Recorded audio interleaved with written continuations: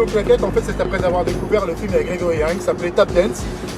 Quand j'ai vu en fait le mélange de la rythmique et de la danse, tout de suite je me suis dit que ça pouvait être en fait très intéressant dans la mesure où j'étais déjà danseur et que je voulais absolument, pour parfaire en fait mon art, c'était intéressant pour moi en fait d'apprendre un instrument de musique, et dans la mesure où cet instrument de musique c'était les claquettes, je me suis tout simplement dit que c'est ce qui pourrait coller en fait à la danse que je pratiquais déjà.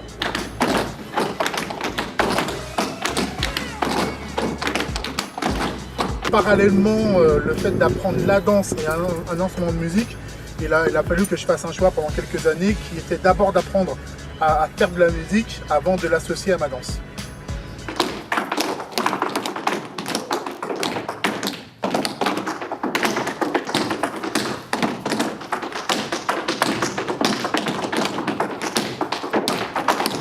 D'abord évidemment Gregory Hines, parce que c'est lui qui m'a donné envie de faire des claquettes, donc par l'intermédiaire du film Tap Dance.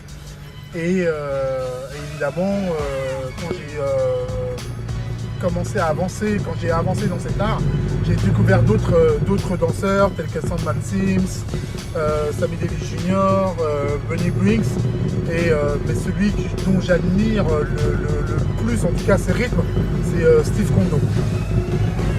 La personne qui m'a aidé,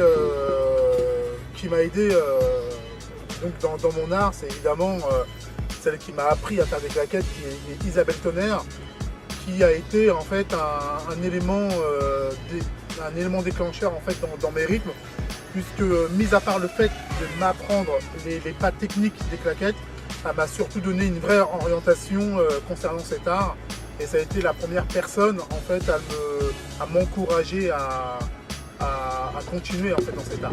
Les obstacles ont d'abord été musicaux, dans la mesure où j'étais danseur mais pas du tout un musicien.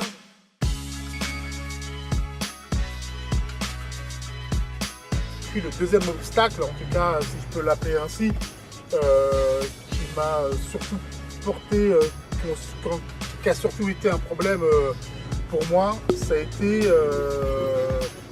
de faire passer d'abord la musique avant la danse.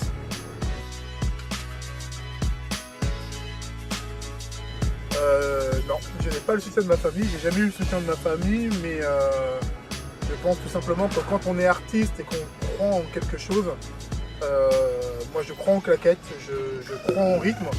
Ça a été évidemment au départ très dur, mais c'est quelque chose dont j'ai fait totalement abstraction pour pouvoir continuer à faire ce que j'aime.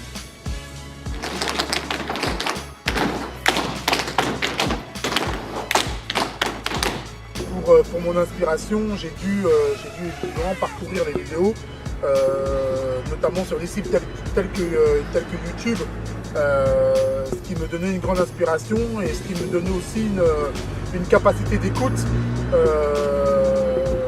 à travers les vidéos telles que celles de Sylvain Glover, Gregory Hines, Steve Kondo et d'autres danseurs dont j'ai pu admirer les vidéos et les pas. Je pense que c'est en constante évolution, les claquettes évoluent énormément. Je pense aussi que ça évolue certes selon les pays. Il y a des pays qui sont un peu plus classiques, d'autres qui ont compris que les claquettes, dans la mesure où c'est un instrument de musique, et donc les claquettes doivent évoluer avec les musiques actuelles. Mais je pense qu'il y a beaucoup de gens qui se battent pour faire de cette danse une évolution certaine. Et à travers les événements, les manifestations, on voit que beaucoup de personnes n'oublient pas forcément le côté classique des claquettes telles qu'on les a connues dans les années 30, mais adhèrent totalement à ce qui se passe aujourd'hui. Aimer quelque chose, je pense que ça ne s'explique pas beaucoup. Je pense qu'il faut le vivre. Après, la difficulté, c'est de transmettre quand on est sur scène ou quand on est, quel que soit le support sur lequel on danse, c'est de transmettre ce qu'on aime aux aux gens qui nous regardent.